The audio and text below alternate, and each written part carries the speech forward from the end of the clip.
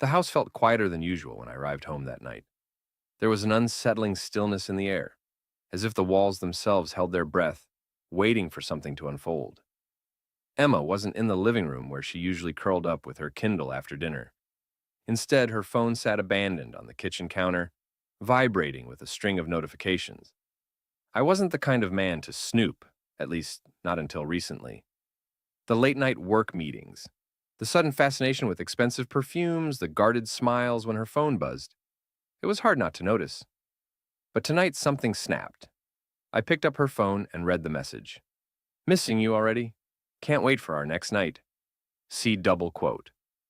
See, her boss, Caleb Thatcher, the silver-haired, smooth-talking CEO she swore was just a demanding perfectionist. My knuckles whitened around her phone. Emma had always been beautiful, with her effortless elegance and quick wit that drew people in. I never thought she'd look elsewhere, never thought she'd need to. But I'd been blind, hadn't I? Too busy with my work, too complacent, too trusting. The texts confirmed it. Clandestine dinners at five-star restaurants, suggestive exchanges, and the piece that gutted me, a hotel reservation under Caleb's name for last night. I didn't confront her right away. Instead, I formulated a plan. I needed proof, closure, something that would force both of them to face what they'd done. The next morning, Emma was all smiles as she kissed my cheek.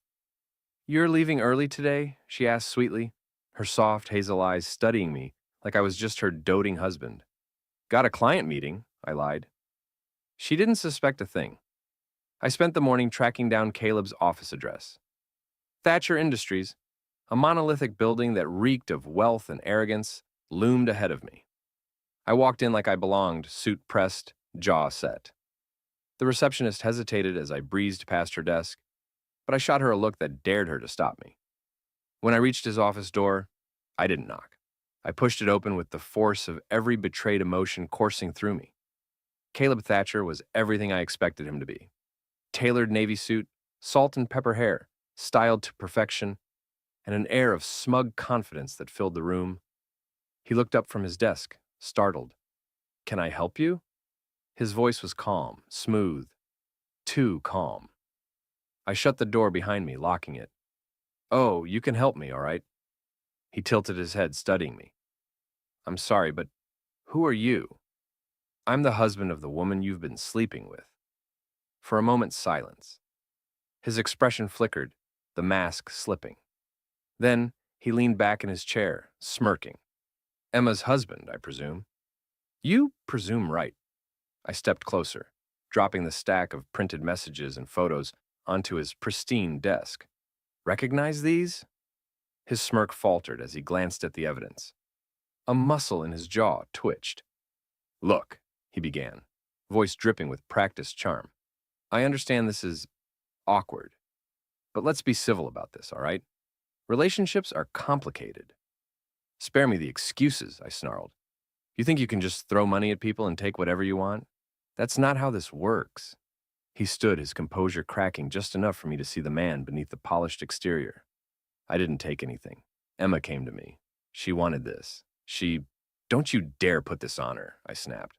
Whatever she did, whatever she told you, she's still my wife. You don't get to shrug it off like it's nothing. His eyes narrowed. For the first time, he looked unsure, speechless even. The powerful CEO reduced to a man caught red-handed. I leaned in closer, voice low and venomous. This isn't over. You think your money makes you untouchable? I'm going to make sure everyone knows exactly who you are. A pathetic coward who preys on married women because he can't handle a real relationship. He didn't respond. He just stood there, frozen, as I turned and walked out of his office, slamming the door behind me. Emma was waiting when I got home, her face pale. Caleb called, she said quietly. Good, I replied, tossing my keys onto the counter. Then he knows what's coming. She hesitated, tears brimming in her eyes. I'm sorry, she whispered. Save it, I interrupted. My voice was cold, detached. I trusted you, Emma. I gave you everything, and this is how you repay me. I made a mistake, she pleaded. Please, let's fix this. I love you. Do you? I asked, my voice dripping with bitterness. Or do you just love the comfort of this life I built for you? She had no answer. I grabbed my coat and headed for the door. You'll hear from my lawyer, I said over my shoulder. Then, without another word, I left. For the first time in months, the air outside felt clear. I didn't know where I was going, but one thing was certain. I wasn't coming back. The cold November wind whipped against my face as I walked aimlessly, my mind ablaze. The confrontation with Caleb had been satisfying, but not enough. The smug bastard deserved more than words. And Emma? Her betrayal gnawed at me like a relentless parasite, the echoes of her excuses ringing in my ears. I found myself pacing the dimly lit streets, my fists clenched and jaw tight. But as the hours dragged on, something inside me shifted. Words weren't enough anymore. The following night, I returned to Thatcher Industries. This time, I wasn't there to talk. The black duffel bag slung over my shoulder contained everything I needed to ensure Caleb Thatcher would never forget me. A crowbar, a couple of tools I picked up from a hardware store, and gloves to keep my hands clean. The building was mostly empty at this hour. Corporate elites like Caleb didn't stick around after dark. They left their messes for others to clean. I slipped inside through a side door, the lock yielding easily to a tool I'd practiced using all afternoon. The faint hum of fluorescent lights guided me as I crept through the marble-floored hallways. When I reached his office, I stopped to listen. Voices, laughter. My blood boiled. He wasn't alone. Peering through the narrow glass pane of the door, I saw him. Caleb lounged on the couch, a glass of whiskey in his hand. Sitting next to him, dressed in a tight black dress, was Emma. I froze, the sight of her with him making my stomach churn. She wasn't here by accident. She wasn't begging for forgiveness or trying to salvage what was left of our marriage. She was laughing, touching his arm, leaning in close. The intimacy between them was unmistakable. The world around me blurred, replaced by a haze of red. My hand tightened around the crowbar as I pushed the door open with a deafening bang. They both jumped, Emma's face draining of color when she saw me. Caleb, on the other hand, chuckled, setting his glass down on the table. You really don't know when to quit, do you? Get up, I growled, stepping further into the room. Both of you. Emma stood trembling. James, listen to me. Shut up, I snapped, my voice like a whip. You don't get to talk. Caleb stood slowly, his smirk returning. You think you're going to scare me with a little bravado? You're out of your depth, pal. Before he could finish, I swung the crowbar, smashing the glass decanter on his desk. Whiskey splashed everywhere, soaking the pristine papers and expensive leather. Caleb flinched, his composure cracking for the second time in 2 days. You think your money makes you invincible? I snarled. Let's see how invincible you are without your teeth. He moved toward me, faster than I expected, but I was ready. The crowbar slammed into his side with a sickening crack, and he collapsed onto the desk, gasping for air. Emma screamed, rushing to his side, but I grabbed her arm and shoved her back. You don't get to play the victim here, I spat. You made your choice. You're insane, Caleb wheezed, clutching his ribs. I grabbed him by the collar, hauling him upright. His eyes were wide, a flicker of genuine fear finally breaking through his bravado. How does it feel, Caleb? Knowing your money can't save you? Knowing there's nowhere to hide? Before he could answer, I slammed him against the wall. The thud reverberated through the room, and he crumpled to the floor, groaning. Emma lunged at me, her fists pounding weakly against my chest. Stop it! You're going to kill him! Maybe I should, I said coldly, shoving her aside. Maybe that's the only way to get through to people like him. Caleb tried to crawl away, but I grabbed his ankle, dragging him back. You don't get to slink away like a rat, I said, raising the crowbar again. Please, Emma cried, tears streaming down her face. Please, James, stop. Her voice gave me pause. Not because I cared, but because I realized something. Killing him wouldn't be enough. It would make me the villain, the one who snapped and lost everything. No, I needed to hurt him in a way he couldn't escape, a way that would follow him for the rest of his life. I dropped the crowbar, letting it clatter to the floor. Caleb lay there, gasping and whimpering like a broken animal. Emma knelt beside him, her sobs filling the room. You're not worth it, I said, my voice low and venomous. But don't think this is over. I turned and walked out, my mind already racing with ideas. I knew where Caleb kept his secrets, his offshore accounts, his shady dealings, the skeletons he'd buried to maintain his empire. And I knew exactly how to make them public. As for Emma, she'd made her bed. Let her lie in it, with a broken man who was about to lose everything. I didn't go home that night. Home was a memory now, just a shell of lies and betrayal. Instead, I sat in a seedy motel room with a laptop and an open bottle of bourbon, meticulously laying out my plan. Caleb thought he was untouchable, a king ruling over his empire of glass. But I'd already found the cracks. Weeks ago, before I even knew the full extent of Emma's betrayal, I'd done some digging into Caleb Thatcher. His public image was that of a golden CEO, a philanthropist, a titan of industry. But the deeper I dug, the more filth I unearthed. Shell companies laundering money, bribed officials in developing countries, and even blackmail scandals he'd quietly swept under the rug. His empire wasn't built on brilliance, it was built on exploitation and deceit. Tonight, I would bring it all crashing down. At 3 a.m., I accessed Caleb's private servers. I'd found the back door weeks ago, a security vulnerability, and he probably didn't think anyone would notice. I'd copied files, emails, and spreadsheets, each one more damning than the last. They painted a vivid picture of a man who'd stopped at nothing to maintain his wealth and power. The pièce de résistance was a trove of incriminating photos and videos, evidence of the kind of meetings Caleb had with other women. Some barely legal, all clearly coerced. I made sure to package them neatly alongside his financial crimes. It was all set to go live. News outlets, watchdog organizations, social media. It would hit every platform at once. But I wasn't finished. Caleb needed to know exactly who had done this to him. The following morning, I waited outside Caleb's mansion. The sleek gates swung open as his black luxury car pulled out. Emma in the passenger seat. She looked tired, her face pale and drawn, her eyes darting nervously as if she could feel my presence. I followed them to the country club, watching as they entered the high-end establishment like nothing was wrong, the same place where they'd probably had their first illicit rendezvous. The thought made my jaw tighten. I parked my car and grabbed the second item from my trunk, a briefcase filled with carefully edited documents, printed screenshots, and photos. It was time for the fireworks. Inside the club, the atmosphere was one of quiet wealth, muted conversations over expensive drinks, the occasional clink of silverware. Caleb was at his usual table near the large window overlooking the golf course. I approached, my steps deliberate, my presence unmistakable. Emma saw me first. Her face twisted into panic. "James," she whispered, but her voice trailed off as Caleb turned. His smirk reappeared, though it looked weaker this time. "You're really making a habit of this," he said, his tone mocking. "What's it going to be now? Another tantrum?" I dropped the briefcase onto their table with a thud, startling nearby patrons.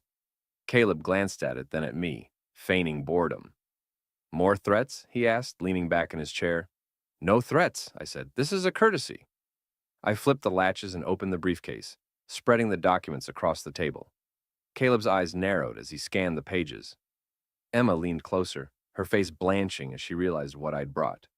"You son of a—" Caleb began, but I cut him off. "That's just the appetizer," I said. "The main course goes live in about 30 minutes. Every journalist in the city is going to have this in their inbox.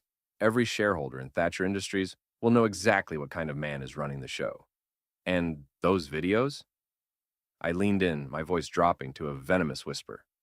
"Let's just say the internet never forgets." Caleb's mask finally cracked. His smirk disappeared, replaced by fury and panic. "You're bluffing," he hissed.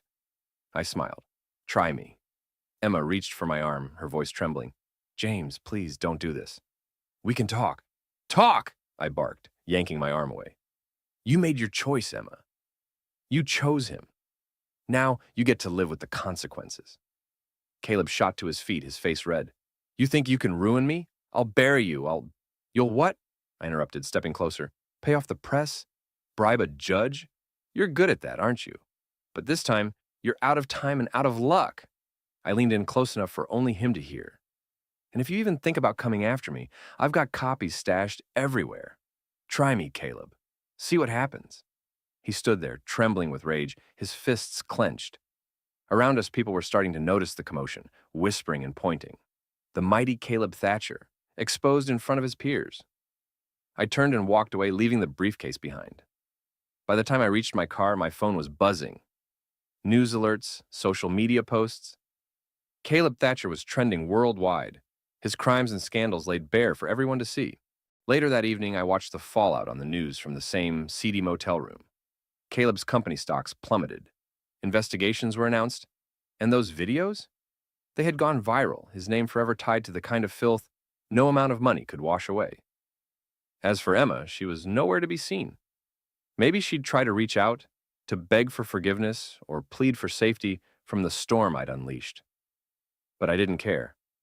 I'd burned that bridge, and I wasn't looking back. Caleb Thatcher's empire was crumbling, and I'd lit the match. For the first time in months, I felt free. Emma's family had always treated me like an outsider. Her father, Richard, with his condescending tone and sharp, judgmental glances, loved to remind me that Emma had settled by marrying me. Her mother, Marjorie, was no better, polished, cold, and obsessed with appearances. I'd endured their disdain for years, biting my tongue for Emma's sake, believing that love could bridge the gap. But now they were accomplices in her betrayal. They'd known about Caleb long before I did. The texts I'd uncovered, exchanged between Emma and her mother, revealed that Marjorie had encouraged the affair. He can provide for you in ways James never could. Don't throw this opportunity away, one message had read. Richard wasn't innocent either. He'd bragged about Caleb to his golfing buddies, boasting that his daughter was involved with a real man. The arrogance of it made my blood boil. They hadn't just enabled the betrayal, they'd celebrated it. If they wanted to see what a real man could do, I'd show them. The opportunity came 2 days after Caleb's public downfall. Richard and Marjorie were hosting one of their signature charity galas at their sprawling estate, a grand facade of generosity masking their true, shallow selves. I wasn't on the guest list, of course, but I didn't need an invitation to crash the party. I arrived late, blending into the sea of expensive suits and glittering gowns. The atmosphere was one of forced elegance, the guests sipping champagne and exchanging hollow compliments under the grand chandelier. Richard was at the center of it all, laughing boisterously with his cronies, while Marjorie floated around the room like a queen surveying her court. They didn't notice me until I was standing right in front of them. James. Richard's voice was sharp, his smile fading as he looked me over. What are you doing here? I thought I'd join the festivities, I said, my tone deceptively pleasant. After all, it's not every day a family gets to celebrate their daughter's success. Marjorie's eyes narrowed. This isn't the time or place, James. Leave, I chuckled. Oh, I think it's the perfect time. After all, everyone here loves a good scandal. Their expressions shifted, panic flickering behind their polished facades. You wouldn't dare, Richard growled. I smirked and raised my voice just enough for the nearby guests to hear.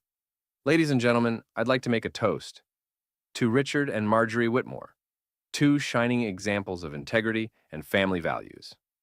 A hush fell over the room as heads turned toward us. I held up a glass I'd snagged from a passing waiter and continued. It's not every day you learn that your in-laws encouraged your wife to cheat on you. But then again, the Whitmores have always been good at looking out for themselves. Gasps rippled through the crowd. Marjorie's face turned a blotchy red, and Richard took a step forward, his hand curling into a fist. You've had your fun, he hissed. Get out before I have security throw you out. Oh, I'm just getting started. I pulled my phone from my pocket and tapped the screen. A video began to play, projected onto the large wall behind me. It was a recording of Marjorie and Emma, sitting in a cafe, discussing Caleb. James is sweet, but he's not ambitious, Marjorie said. Caleb can open doors for you that James never could. And honestly, if you don't take advantage of this, you're a fool. The guests murmured, whispers turning into shocked exclamations. Marjorie's perfect image shattered in an instant. Turn that off, she shrieked, rushing toward me. But I wasn't done. I tapped the screen again, and this time it was Richard's voice booming through the speakers. A recording of him at the golf course, laughing with his friends. Emma's finally upgrading. Caleb's the kind of man she deserves, not some average Joe. I mean, let's face it, James was never in her league. Richard lunged for me, but I sidestepped easily, letting him stumble in front of his horrified guests. You want to throw me out? I said, my voice cold. Go ahead. But I've already sent these recordings to every journalist in the city. By tomorrow morning, the Whitmore name will be synonymous with hypocrisy and greed. Marjorie was sobbing now, clinging to Richard, who looked like he might explode. Around us, their friends and associates began to back away, some openly filming with their phones, the mighty Whitmores exposed for all to see. I turned and walked out, leaving them to face the wreckage. The next day, the headlines were glorious. Whitmore family scandal, affair encouragement, classist remarks, and more. Their charity sponsors pulled out. Richard lost his position on several prestigious boards. Marjorie became a laughingstock in her social circles. I heard through the grapevine that Emma tried to go back to them for support, but they had nothing left to give her. Their carefully curated world had crumbled, and they had no one to blame but themselves. As for me, I finally felt free. My revenge was complete, and I had no regrets. The fallout was glorious. Caleb's empire had crumbled.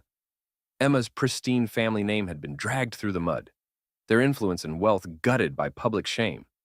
They'd never recover, not from the kind of firestorm I'd unleashed. For the first time in years, I felt like I was standing on solid ground, unburdened by the weight of trying to appease people who had never deserved my loyalty. But there was still one loose end: Emma. I sat in the corner of a rundown diner on the outskirts of town, nursing a coffee that tasted like burnt tar. Emma walked in, looking hesitant, her once effortless grace replaced by a nervous stiffness. Her hair was unkempt, her face pale, and the designer coat she wore looked oddly out of place in this grimy little establishment. She spotted me and made her way over, sliding into the booth across from me. For a moment, neither of us spoke. The tension was thick, the air buzzing with unspoken accusations. "You wanted to meet," she finally said, her voice quieter than I remembered. "I thought it was time," I replied, my tone neutral. She fidgeted with her hands, her wedding ring conspicuously absent. "James, Stop," I interrupted. I wasn't here for apologies. "I don't need to hear your excuses or your regrets. We're past that." Her eyes welled up, but I didn't flinch. She was still stunning even now, but the sight of her no longer stirred anything in me. "I didn't mean for it to happen this way," she whispered. I leaned forward, my voice low and steady. "You didn't mean for it to happen at all, Emma. That's the problem. You just let it happen because it was easy. Because you wanted more, and I wasn't enough for you." She opened her mouth to protest, but stopped, her shoulders sagging under the weight of the truth. "Do you even realize what you've lost?" I asked, my tone sharpening. "Your rich lover? His reputation is in ruins. Your family? They're pariahs. And me? You didn't just lose a husband, Emma. You lost the one person who would have fought for you no matter what." Tears spilled down her cheeks. "I know," she said, her voice breaking. "I know I ruined everything. I wish I could take it back, James. I do." For a moment, I just stared at her, searching for some sign of the woman I'd fallen in love with. But all I saw was a stranger, someone who had made their bed in lies and deceit. "You can't take it back," I said coldly, "and I don't want you to." Her face crumpled and she reached across the table, her fingers brushing mine. I pulled away, the gesture as final as a slammed door. "You should know," I said, my voice calm. "I filed for divorce yesterday. My lawyer has everything, your texts, your photos, the hotel bills. You won't be getting a dime from me." She nodded, defeated, her head bowing like a penitent sinner. "And Emma," I added, my tone softening just enough to cut deeper, "when you're lying awake at night thinking about how things could have been different, remember this: you did this to yourself. You chose this." She didn't reply. She couldn't. I slid out of the booth and dropped a few bills on the table for the coffee. As I walked away, I didn't look back. Months passed, and life moved on. Caleb faced criminal charges. his name permanently etched in the annals of disgrace. Richard and Marjorie sold their estate, retreating into obscurity. Emma? I heard she moved to a small apartment on the outskirts of the city, working a mediocre job to make ends meet. She reached out once, a terse, apologetic email I didn't bother replying to. As for me, I found peace in the silence. I wasn't the same man I'd been before the betrayal, but I wasn't broken either. I was sharper, stronger, and more resolute. Sometimes, late at night, I thought about Emma, about the life we could have had if things had been different. But those thoughts were fleeting, like shadows in the corner of my mind. The man I was now didn't dwell on the past. He built his future brick by brick, with no need for ghosts to haunt him.